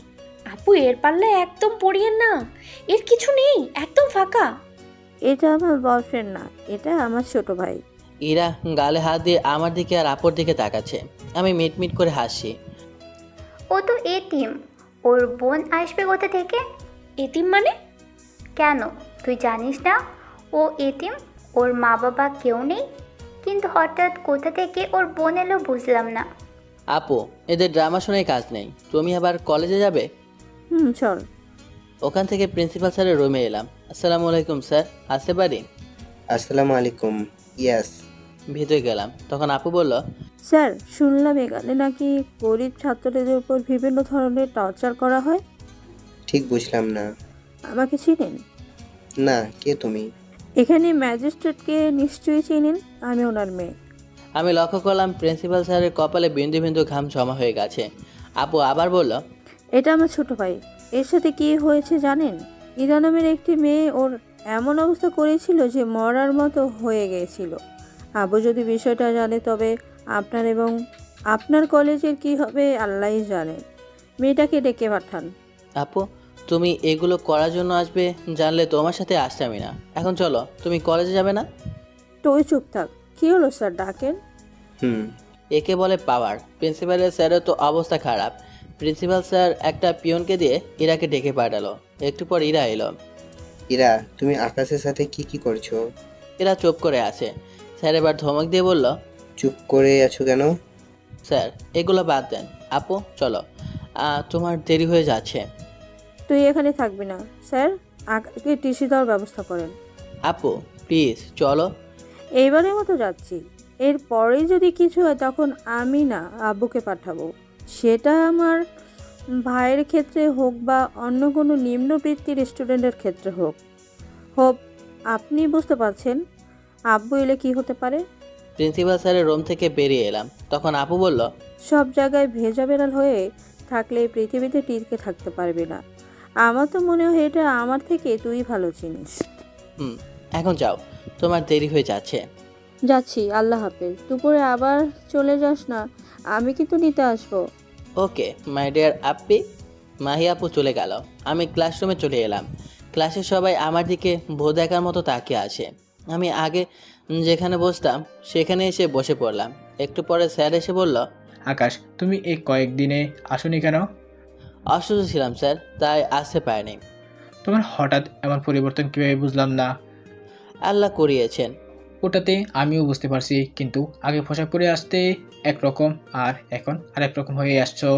স্যার আমি এতিম, এটা ক্লাসে কম বেশি সবাই জানে, কিন্তু এখন আর আমি এতিম না। আমি এখন একটা পরিবার পেয়েছি। ওনারা আমাকে এমন পরিবর্তন করেছেন। ও তাহলে তো ভালোই। জি স্যার। তারপর স্যার ক্লাস করাতে লাগলেন। টেবিলের সময় বসে বসে পড়ছি। তখন ইরা আর নিধি আমার সামনে এসে দাঁড়ালো। আমি ওদের দিকে খেয়াল না করে পড়তে থাকলাম। সরি। ইরার মুখে সরি শুনে মনে মনে হাসলাম। কি হলো, কথা বলো। কিছুক্ষণের ভিতর এত চেঞ্জের আবার কি হলো? নিশ্চিত সরি বলার পেছনে কোনো রহস্য আছে। সত্যি আমি অনেক অনেক সরি। আমি উঠে বাইরে চলে এলাম। তখন নিধি ইরাকে বলল, তোর আবার কি হলো? ওই খ্যাতকে সরি বলছিস কেন? হঠাৎ করেই মনে হলো আমি ওর সাথে অনেক অন্যায় করে ফেলেছি। ওগুলোকে কি অন্যায় বলে? তুই চুপ কর, তোর উস্কানিতে আমি ওর সাথে এমন করেছি। এসব তো সব দোষ আমারই, তুই কিছুই করিসনি, তুই তো ফেরেস্তা। দুজন দুদিকে রাগারাগি করে চলে গেল। যখন ক্লাস শুরু হলো তখন ক্লাসে এলাম। তারপর বাকি ক্লাসগুলো শেষ হলো। ক্লাস শেষ করে ক্লাসরুম থেকে বেরিয়ে আপুর জন্য গেটের কাছে দাঁড়ালাম। তখন ইরা এলো, এসে বলল, সত্যি সরি, প্লিজ ক্ষমা করে দাও। আমাকে আর হাসায়েন না তো। আপনার সরি বলা দেখে আমার অনেক হাসি পাচ্ছে। তুমি হাসো না হয় কান্না করো, কিন্তু আমাকে ক্ষমা করে দাও। তখনই আপু এলো, তাই গাড়িতে উঠে পড়লাম। মেয়েটা তোকে কিছু বলেছিল? হঠাৎ কি হয়েছে কে জানে, আমাকে সরি বলছে। ও, তুই কি ক্ষমা করে দিলি? জানি না ওকে কোনোদিন ক্ষমা করবো কিনা। আপু সেলুনের সামনে এসে গাড়ি দাঁড় করালো। এখানে গাড়ি দাঁড় করালে কেন? তোর চুলের অবস্থা কি করে রেখেছিস দেখছিস? এটা ঠিক করতে হবে না? চুল তো ঠিকই আছে। কিছু ঠিক নেই, গাড়ি থেকে নাম। আপুর কথা মতো গাড়ি থেকে নেমে সেলুনের ভিতরে গিয়ে চুল ঠিক করলাম। তারপর বাসায় চলে এলাম রাতে। ছেলেকে তো দেখতে নায়ক নায়ক লাগছে। আমার মতো একটা বোন থাকলে সব ছোট ভাইকেই হিরো হিরো লাগবে। হয়েছে, আর নিজের নামে ঢাক পেটাতে হবে না। তুই কি বললি? আমি কিছু বলিনি, তুমি কিছু শোনোনি। আব্বু আমাকে জিজ্ঞেস করো, তারাও কিছু শোনেনি। আর আমি তোকে তো খাবার সময় এত কথা বলতে হয় না। তুমি ডাক্তারি পড়েও জানো না? তাহলে কি পড়েছো বুঝলাম না। আব্বু আম্মু আমার কথা শুনে হাসছে, আর আপু তো রেগে আগুন। আম্মু বরফ দাও তো, আপুর মাথায় দিয়ে ঠান্ডা করি। কুত্তা, তোকে তো হয়েছে, এখন সবাই চুপচাপ খা। আগামীকাল থেকে বাইক চালানো শিখতে হবে। আমাকে বলছেন? তোকে তাড়াতাড়ি চালানো শিখতে হবে, আর আগামীকাল থেকে ট্রেনিং নেওয়ার জন্য ট্রেনিং সেন্টারে যেতে হবে। এত তাড়াতাড়ি? আর বাইক চালানো শেখার জন্য ট্রেনিং সেন্টারে যেতে হবে? গেলে তো সমস্যা কোথায়? এত করে বলছো, তখন ঠিক আছে যাব। তারপর খাওয়া দাওয়া শেষ করে রুমে এসে কিছুক্ষণ পরে ঘুমিয়ে পড়লাম। পরের দিন কলেজে গাছের নিচে বসে আছি। তখন রাফি এলো, এসে বলল, ফ্রেন্ড? রাফির দিকে তাকালাম, কিছু বললাম না। কি হলো? ফ্রেন্ড বললাম তো। সরি, ফ্রেন্ড হতে পারবো না। কেন? এমনিতেই। সরি, আগে খারাপ ব্যবহার করার জন্য। প্রয়োজন নেই, আমি কিছু মনে করিনি। তাহলে ফ্রেন্ড হতে সমস্যা কোথায়? এমনিতেই হব না। ভালো স্টুডেন্ট তাই ভাব দেখাচ্ছিস? আমি কখন বললাম আমি ভালো স্টুডেন্ট তাই ভাব দেখাচ্ছি? তোকে দেখে তো তাই মনে হচ্ছে। আমার মতো খ্যাতির সাথে ফ্রেন্ডশিপ করতে আসার কারণ বুঝতে পারলাম না। আমি আমার ভুল বুঝতে পেরেছি। ও, যখন বলেছো ভুল বুঝতে পেরেছি তখন ক্ষমা করে দেওয়া উত্তম। Okay friends. আজকে আকাশকে দেখে ক্রাশ খেয়েছি। আমি বসে আছি, তখন ইরা এলো, এসে বলল, সরি বলছি তো, ভুল হয়েছে, অনেক বড় ভুল হয়ে গেছে। আমি কিছু বললাম না, উঠে চলে আসতে লাগলাম। তখন এরা আমার হাত ধরলো। হাত ছাড়েন। ক্ষমা করে দাও। মাপ করব? তা আবার আপনাকে? আপনি আমার হৃদয়ে আঘাত করেছেন। আপনি আমার সাথে যা যা করেছেন তা কোনোদিনও ভুলবো না। আমি হাত ছাড়িয়ে চলে এলাম। এরা ওখানেই দাঁড়িয়ে থাকলো। আমি তো ক্ষমা নিয়েই ছাড়বো যেভাবেই হোক। ক্লাসে চলে এলাম, এসে শেষ দিকে বসে পড়লাম। ইরা ক্লাসে এলো। ইরাও যেখানে বসে সেখানে না বসে আমার কাছে এসে আমি যে বেঞ্চে বসে আছি ওখানে ব্যাগ রাখলো। আপনি এখানে এলেন কেন? এই বেঞ্চে বসতে ইচ্ছে হলো তাই। এতে তোমার কোনো সমস্যা? আমি এখান থেকে অন্য জায়গায় বসবো তো সেই সুযোগ নেই, কারণ এই ব্রেঞ্চ ছাড়া আর কোনো ব্রেঞ্চ ফাঁকা নেই। আমি একেবারে শেষে বসলাম। এরা আমার দিকে চাপতে আসে। এরা একেবারে আমার পাশে এসে বসলো। ওই থেকে এত ফাঁকা রেখে আপনি এই দিকে চেপে আসেন কেন? আমি তো কোনো ফাঁকা দেখতে পাচ্ছি না। আপনি আপনার জায়গা যান। আমাকে জান বললাম? আমি জান বলি নাই, জান বলেছি। আপনি যাবেন প্লিজ। আমি যাচ্ছি না, আমি এখানেই থাকবো। আপনার কি ক্ষতি করেছি বলবেন? আপনি আমার সাথে সেই প্রথম থেকে এমন কেন করছেন? আপনি কি আমাকে একটু শান্তিতে থাকতে দেবেন না? না, তুমি চাইলে সারাজীবন জ্বালিয়ে মারবো। আমি কিছু বললাম না। স্যার এলো, তাই সবাই উঠে সালাম দিলাম, তারপর বসে পড়লাম। এরা আমার পাশে বসে আছে দেখে স্যার বললেন, ইরা তুমি এখানে বসে আছো কেন? আকাশের কাছে পড়া বুঝিয়ে চাচ্ছিলাম, কিন্তু বুঝিয়ে দিচ্ছে না। স্যার আপনি একটু বলুন না বুঝিয়ে দিতে। আকাশ তুমি বুঝিয়ে দিচ্ছ না কেন? স্যার ইরা আসলে। স্যার বলেন না। আকাশ তুমি ইরাকে পড়া বুঝিয়ে দিবা। আমি বোকার মতো মাথা নাড়লাম। এখন তোমার জায়গা যাও। ক্লাস শেষে যাব। স্যার আর কিছু বললো না, ক্লাস করাতে লাগলো। আর এদিকে ইরা আমাকে জ্বালাতে লাগলো। ইচ্ছে করছে একটা থাপ্পড় দিই, অসহ্য একটা। স্যার ক্লাস শেষ করে চলে গেলেন। আপনি এবার যাবেন? আজ থেকে এখানে বসবো, কোনো সমস্যা? চুপ করে থাকলাম। টিফিনের সময় তাড়াহুড়ো করে ক্লাস থেকে বেরিয়ে বাইরে চলে এলাম। এসে একটা জায়গায় বসলাম। রাফি এলো, তখন রাফিকে বললাম, তোর পাশে বসতে নিবি? একটা ব্রাঞ্চে 4 জন বসলে লেখালেখি করতে কষ্ট হবে তো। কোনোভাবে ম্যানেজ কর না প্লিজ। আমি আর ইরা যারা সহ্য করতে পারছি না, সবসময় বিরক্ত করছে। আমরা পাই না যে কোনো মেয়ে পাশে বসুক, আর তোর পাশে বসেছে তুই তো বসাচ্ছিস না। মজা বাদ দিয়ে কোনো উপায় থাকলে বল। আমার কোনো উপায় জানা নেই। আচ্ছা এখন না হয় বসিস, আর কোনো লেখালেখি করতে হবে না, সব লেকচারের ক্লাস আছে। ক্যান্টিনে চল। আমি যাব না, তুই যা। কেন? এমনিতেই। আবার ইরা এসে বসে পড়লাম। ছেলেদের পাশে বসতে লজ্জা করে না? না। লুচুদের আবার লজ্জা থাকবে কি করে? ইরা আমার কথা শুনে আমার থেকে পুরো কোচকে তাকালো। কি? আমি লুচু? আমি যেহেতু লুচু, তাহলে আজ থেকে তুই আমার লুচ্চামি দেখবি। অসহ্য। আমি উঠে পড়লাম। বলছিলি না ক্যান্টিনে যাবি? চল ক্যান্টিনে। উঠে ক্যান্টিনে চলে এলাম। পেছনে পেছনে ইরাও এলো। আবার ক্যান্টিন থেকে বেরিয়ে বাইরে চলে এলাম। ইরাও এলো। ধ্যাত, কলেজেই থাকবো না। ক্লাস শেষ করে এসে ব্যাগ নিয়ে বাইরে চলে এলাম। কোথায় যাবে? আপনাকে বলতে হবে। পাশ কাটিয়ে চলে এলাম। এসে আপুকে ফোন দিলাম। একটু পর আপু ফোন ব্যাক করলো। এই সময় ফোন দিলি যে, কোনো সমস্যা হয়েছে? আমি বাসায় চলে গেলাম, তুমি বাসায় চলে যেও। ওকে। ফোন কেটে একটা রিক্সা ডাক দিলাম। তারপর রিক্সায় উঠে পড়লাম। রিক্সাওয়ালা রিক্সা চালাতে লাগলো। হঠাৎ লক্ষ্য করলাম দ্রুত গতিতে একটা গাড়ি আমাদের দিকে ছুটে আসে। মামা তাড়াতাড়ি রিক্সা থামান। রিক্সাওয়ালা তাড়াতাড়ি রিক্সা থেকে নেমে গেল। আমি নামার সুযোগ পেলাম না। নামার আগেই গাড়িটা এসে ধাক্কা দিয়ে দিল। আমি কিছু দূরে গিয়ে পড়লাম। রোডের উপর পড়ায় আমার কপাল ফেটে গেল। আবার পেছন থেকে একটা পিক আপ আসে। বুঝতে পারছি আজ আমার পৃথিবীতে শেষ দিন। তাও সরে গেলাম, প্রায় সরে গেলাম, কিন্তু পায়ের উপর দিয়ে একটা চাকা চলে গেল। আমি ব্যথায় চিৎকার দিয়ে জ্ঞান হারিয়ে ফেললাম। আর কিছু মনে নেই। যখন জ্ঞান ফিরল তখন দেখলাম আব্বু আম্মু বসে আছে। সবার চোখ লাল হয়ে আছে। বুঝতে পেরেছি সবাই অনেক কান্না করেছে। আমি উঠতে গেলাম কিন্তু পারলাম না। পায়ে ব্যথা শুরু হলো। আমি একটা পা নাড়াতে পারছি না, কিন্তু আরেকটা পা নাড়াতে পারছি। স্যার আপনার ছেলের একটা পায়ের হাড় এমনভাবে ভেঙেছে যে ঠিক হওয়া অসম্ভব। ডাক্তার তাহলে এখন কি করার তাহলে কি আমার ছেলের পা ঠিক হবে না? পা কেটে ফেলতে হবে আর একটা রোবট পা লাগাতে হবে, তাহলে আগের মতো হাঁটতে পারবে। চোখ দিয়ে পানি বেরিয়ে গেল। শেষ পর্যন্ত আমার ভাগ্যতে এই ছিল। আল্লাহ, তুমি আমার সাথে কেন এমন করছো? একটু সুখ দিলেই তো এমনভাবে আবার এক পা কেড়ে নিলা কেন? কোথাও যাওয়া লাগবে? কানাডা চলে যান, ওইখানে সর্বোচ্চ চিকিৎসা পাবেন। ওকে ডাক্তার। তারপর কানাডা এসে একটা রোবোটিক পা লাগিয়ে 1 মাস পর বাসায় এলাম। বাসায় আসা মাত্রই আম্মু এসে আমাকে জোরে ধরে কান্না করে দিল।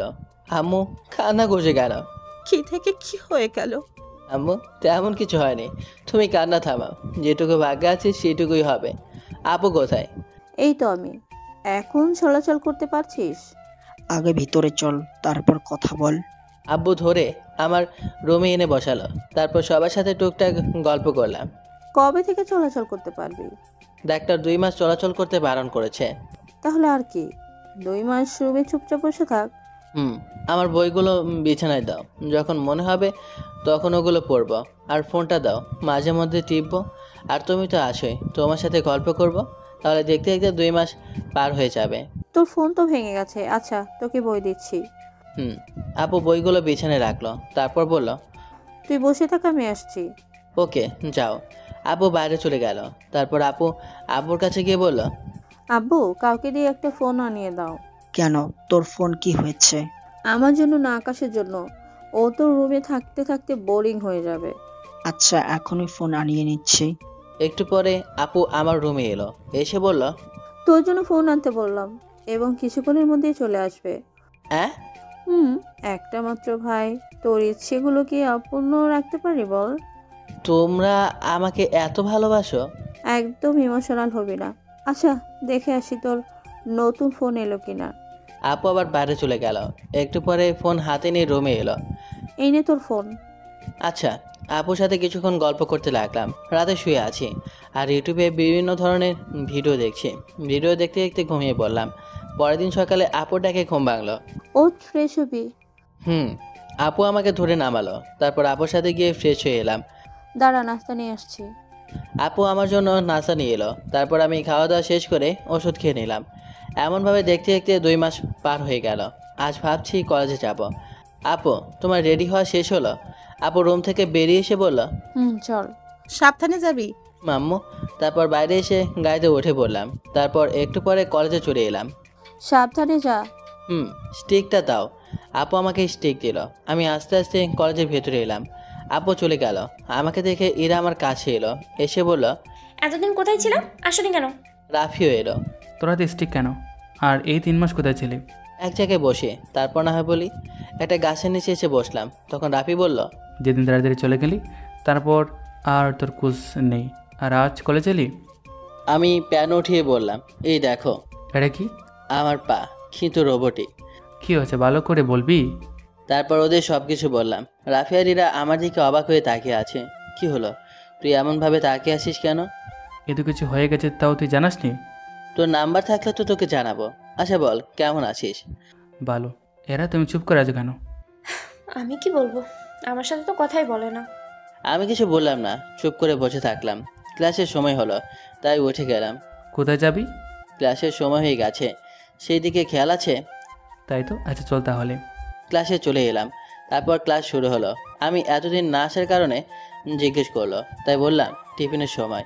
হঠাৎ নিধি আমার সামনে এসে দাঁড়ালো। তারপর বলল, তোমাকে এতদিন অনেক মিস করেছি। নিধির এমন কথা শুনে তো আমার মাথায় আকাশ ভেঙে পড়ার মতো অবস্থা। নিধি নাকি আমাকে মিস করেছে। মিস করার কারণটা কি? আসলে তোমাকে ভালোবেসে ফেলেছি, তাই না বলে থাকতে পারলাম না। বাহ, ভালোই তো। নিধির কাছ থেকে ফুলটা নিলাম। ফুল নেওয়ায় নিধি অনেক খুশি হলো। আমি ফুল নিয়ে নিধির মুখে ছুঁড়ে মারলাম। আমার সাথে তোরা কি করেছিস ওগুলো কি ভুলে গেছিস? ও, তোদের তো আবার মন পাথরের মতো, তোরা ভুলে যেতে পারিস, কিন্তু আমি ভুলবো না। ক্ষমা করে দেওয়া যায় না? ক্ষমা? তা আবার তোদের কোনোদিনও ক্ষমা করবো না। ওখান থেকে বাইরে চলে এলাম। এসে একটা গাছের নিচে এসে বসলাম। ইরা আর রাফি এলো। ক্ষমা করে দেওয়া যায় না? ক্ষমা? তা আবার তোদের? মানুষ মাত্রই তো ভুল হয়, আমিও মানুষ, আমারও ভুল হয়েছে। হঠাৎ ইরা আমার পা ধরে বসলো। করছেনটা কি? ছাড়েন। ক্ষমা না করলে ছাড়বো না। ছাড়েন বলছি, অনেক স্টুডেন্টরাই দেখছে। দেখো, ক্ষমা না করলে ছাড়বো না। কি বলবো বুঝতে পারছি না। কিছুক্ষণ ভেবে বললাম, ক্ষমা করতে পারি, একটা শর্তে। ক্ষমা করতেও শর্ত? আচ্ছা বলো। আগে পা ছেড়ে ওঠেন, তারপর বলবো। আগে বলো, তারপর উঠবো। আমার সামনে আর কোনোদিনও আসতে পারবেন না। না, হবে না, আমি এই শর্ত মানতে পারবো না। কিন্তু ক্ষমা করতে হবে, না ক্ষমা করলে এমনভাবে পা ধরে বসে থাকবো। এ কোন বিপদ? আচ্ছা ক্ষমা করলাম, এবার ওঠেন। এরা উঠলো, তারপর বলল, সত্যি? তাহলে ফ্রেন্ডস? ফ্রেন্ড কেন? তাহলে কি বুঝবো, ক্ষমা করনি? ওকে, ফ্রেন্ড। তারপর ওদের সাথে কথা বলতে লাগলাম। একটু পরে ক্লাসের সময় হলো, তাই উঠে ক্লাসে চলে এলাম। দেখতে দেখতে 2টা বছর পার হয়ে গেল। আমি, রাফি, ইরা তিনজনে ভালো রেজাল্ট করেছি এবং ভার্সিটিতে চান্সও পেয়েছি। আজ ভার্সিটির প্রথম দিন, তিনজনে একসাথে হাঁটছি। তখন রাফি বলল, আজ কত ভালো যে লাগছে, তোকে কিভাবে বলবো। আমারও অনেক ভালো লাগছে। সবচেয়ে ভালো লাগছে সুন্দর সুন্দর ময়দা সুন্দরী দেখে। তুই কি বললি? আমি থাকতে তুই অন্য মেয়ের দিকে নজর দিবি? তোর দিকে দেখে কোনো লাভ নেই, আজ একটা পটাতেই হবে। ইরার কিছু না বলে চলে গেল। কিরে রাফি, ইরার আবার কি হলো? আমি কিভাবে বলবো, ওর কথা বাদ দে। একটা জায়গায় বসলাম। একটু পরে ইরা এলো, এসে বলল, কত খুঁজে বেড়াচ্ছি আর তোরা এখানে বসে আছিস। তখন ওভাবে চলে গেলি কেন? এমনিতেই। ও, বসে তিনজন গল্প করতে লাগলাম। কিছুক্ষণ পরে ক্লাসে এলাম। একটু পরে স্যার এলো। স্যার এসে বলল, আকাশ এখানে এসো। স্যারের হঠাৎ এমনভাবে ডাকাতে বেশ অবাক হলাম। কি হলো, এসো। জি স্যার। আমি উঠে সামনে গেলাম। তখন স্যার বলল, একে চিনো? কয়েকজন ছাড়া সবাই না বলল। স্যার কি বলতে চাইছি কিছুই বুঝতে পারছি না। স্যার আবারও বলল, এ হচ্ছে আকাশ, আমাদের ম্যাজিস্ট্রেটের ছেলে। লেখাপড়ায় অনেক ব্রিলিয়েন্ট, জেলার ভিতরে ফার্স্ট হয়েছে। কত ব্রিলিয়েন্ট তোমরা বুঝতেই পারছো। বাইরের দেশে পড়তে না গিয়ে আমাদের ভার্সিটিতে পড়ছে, এটা আমাদের ভাগ্য। কিন্তু দুঃখের বিষয় হচ্ছে ইন্টার ফার্স্ট ইয়ারে থাকতে রোড অ্যাক্সিডেন্টে একটা পা হারিয়েছে। স্যারের কথা শুনে আমি অবাক হলাম, কারণ আজ প্রথম দিন স্যার সবার সাথে পরিচিত না হয়ে আমার সাথে পরিচয় করে দিয়েছেন। নিশ্চয়ই আপু স্যারকে বলেছে যেন আমার সাথে সবার পরিচয় করে দেন। আপুও না। তারপর স্যার পরিচয় করে দিলেন। এবার যাও। আমি আমার সিটে চলে এলাম। তারপর স্যার সবার সাথে পরিচয় নিতে লাগলেন। প্রথম দিন, বুঝতেই তো পারছেন কেমন হবে। বসে আছে, তখন কয়েকজন এলো। তোর সাথে ফ্রেন্ডশিপ করার জন্য আসছে, ভালো করে ফ্রেন্ডশিপ কর। তুই আজ এমন কেন করছিস বুঝতে পারছি না। ওরা এসে ফ্রেন্ডশিপ করলো, আমিও করলাম। না করলে আবার বলবে অ্যাটিটিউড দেখাচ্ছে। কিছুক্ষণ থেকে বাসা চলে এলাম। আম্মু, আপু কোথায়? এখনো হাসপাতাল থেকে আসেনি। কেন, কি হয়েছে? কি দরকার ছিল স্যারকে দিয়ে ওভাবে সবার সাথে পরিচয় করে দিতে বলার জন্য? ভালোই তো করেছে। ধ্যাত, এগুলো ভাল লাগে না। ওখান থেকে রুমে চলে এলাম। ফ্রেশ হয়ে খাওয়া দাওয়া করে ঘুমিয়ে পড়লাম। রাতে খাচ্ছি, তখন আব্বু বলল, ছেলের তো বিয়ের প্রস্তাব এসেছে। আব্বুর কথা শুনে আব্বুর দিকে ভুরু কুঁচকে তাকালাম। তাই নাকি? তাহলে তাড়াতাড়ি বিয়েটা দিয়ে দাও। মেয়েটা দেখতে কেমন? দেখতে অনেক সুন্দর। স্বয়ং মেয়ের আব্বু আমার কাছে এসেছিল। আমি চুপচাপ খাচ্ছি আর সবার কথা শুনছি। বলো কি? বুঝলাম যে বাসার সবাই আলোচনা করি, তারপর মেয়েটার পিকো আছে। কোথায় দেখি? আব্বু মাহি আপুকে ফোন দিল। মাহি আপু ফোন দেখে একবার আমার দিকে তাকাচ্ছে আর একবার আপুর দিকে। এই মেয়েটা? এটাই তো ইরা, আকাশের ফ্রেন্ড। আপুর কথা শুনে আপুর দিকে অবাক হয়ে তাকালাম। আপু কি বলছে এসব? তাই নাকি? ছবিটা ছবি। আপু আম্মুকে পিক দেখালো। আম্মু পিক দেখে বলল, মেয়েটা কিন্তু অনেক সুন্দর, আমারও অনেক পছন্দ হয়েছে। আমারও অনেক ভালো লেগেছে। এখন ছেলে কি বলে শোনো। আব্বু আম্মু আমার দিকে তাকালো। কি হলো, তোমরা এমন ভাবে দেখছো কেন? তোর মুখ থেকে হ্যাঁ না হয় না উত্তর শুনবে। আমি কি বলবো? আচ্ছা, আমাকে সময় দিতে হবে। কয়দিন সময় লাগবে? জানি না। খাওয়া দাওয়া শেষ করে উঠে রুমে চলে এলাম। আব্বু আম্মু মিটমিট করে হাসে। পরের দিন ভার্সিটিতে। হীরা, আমি তোর থেকে এটা আশা করিনি। আমি আবার কি করলাম? আব্বুর কাছে তোর আব্বুকে বিয়ের প্রস্তাব পাঠিয়েছিস কেন? তোকে বিয়ে করবো তাই। আমি তোকে বন্ধু ছাড়া অন্য কিছু ভাবি না, আর তোকে বিয়ে করতে পারবো না। তুই করবি না, তোর ঘাড় করবে। আমি কেমন তুই মনে হয় ভুলে গেছিস। দেখ বোন, আমি তোকে বিয়ে করতে পারবো না। আমি একজনকে ভালোবাসি। তাই নাকি? তো মেয়েটা কোথায় আছে? তোকে বলবো কেন? আমি তোকে বিয়ে করতে পারবো না, মানে পারবো না। প্রয়োজনে তোকে কিডন্যাপ করে বিয়ে করব, কিন্তু তোকে তো আমি বিয়ে করবই। আমার একটা পা নেই। তো কি হয়েছে? তোর একটা পা নেই বলে কি তুই জীবনে বিয়ে করবি না? না, করব না। ঠিক তো? না, আসলে রাফি একবার আমার দিকে তাকাচ্ছে, আরেকবার ইরা দিকে, তাই বললাম, তোর আবার কি হলো? ভাবছি কেউ যদি এভাবে বলতো আমি তোকে বিয়ে করতে এক পায়ে হতাম আর বাসায় বিয়ের প্রস্তাব পাঠাতো, তাহলে তো কথাই ছিল না। তোর কষ্ট দেখে কান্না চলে আসছে। আচ্ছা, চিন্তা করিস না, তোর জন্য কোনো বুড়িকে খুঁজে দেব। তুই তাহলে আমাকে বিয়ে করিস? না করেছি তো না। আচ্ছা, তুই আমার কি দেখে বিয়ে করতে চাইলি? আমি যাই দেখে তোকে পছন্দ করি। তুই কি আমাকে বিয়ে করবি? না, তোকে বিয়ে করলে আমার জীবন বাঁশপাতা হয়ে যাবে। সত্যি তুই আমাকে বিয়ে করবি না? না। তুই করবি না, তোর ঘাড় করবে। চল এক্ষুনি কাজী অফিসে যাব, না গেলে তোকে তুলে নিয়ে যাব। ইরা, তোর মাথা কি ঠিক আছে? তুই এসব কি বলছিস? আমি ঠিক আছি এবং সুস্থ আছি। আমাকে বিয়ে করতে তোর সমস্যা কোথায়? তুই আমার ফ্রেন্ড হয়েই থাক, অন্য কিছু হওয়ার চেষ্টা করিস না। কিন্তু কেন? তোকে বলতে বাধ্য না, তোকে বাদ দিয়ে যাকে বিয়ে করতে বলবে তাকেই করব। 2 বছর আগের কথা এখনো ভুলিসনি, ঠিক না? ক্ষমা করতে পারিসনি? কিছুই না। ক্লাসের দিকে হাঁটতে লাগলাম, তখন ইরা আমার সামনে এসে দাঁড়ালো। এরা চোখ সচল করছে, যে কোনো সময় কেঁদে দিতে পারে। কথা বল, আমাকে এখনো মন থেকে ক্ষমা করতে পারিসনি না? সামনে থেকে সর। বল না। কি বলবো? আর তোকে ক্ষমা করে দিয়েছি। তুই মুখে বলছিস, মন থেকে না। এখন সর, ক্লাসের সময় হয়ে গেছে। আগে আমার উত্তর দে, তারপরে সরব। এখন কিন্তু অনেক বাড়াবাড়ি করছিস। এখনো কিছু করিনি, কিন্তু এখন করব। আমি পাশ কাটিয়ে চলে আসে যাব, তখন এরা আমার হাত ধরে নিল। তোকে আমার হাত ধরার অধিকার কে দিয়েছে? হাত ছাড়। না। হাত তুলতে বাধ্য হব কিন্তু। তুই যা ইচ্ছে কর, আমি তোর হাত ছাড়বো না। ইরা কান্না করে দিল। হাত ছাড় বলছি। ইরা হাত ছেড়ে দিল।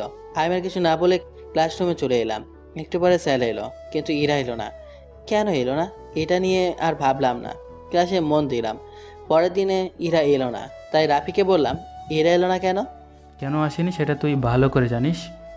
ও, ক্লাস শেষ করে বাসায় চলে এলাম। বিকেলে ফোনটা বেজে উঠলো। ফোনের দিকে তাকিয়ে দেখি আনোয়ার নাম্বার। রিসিভ করলাম।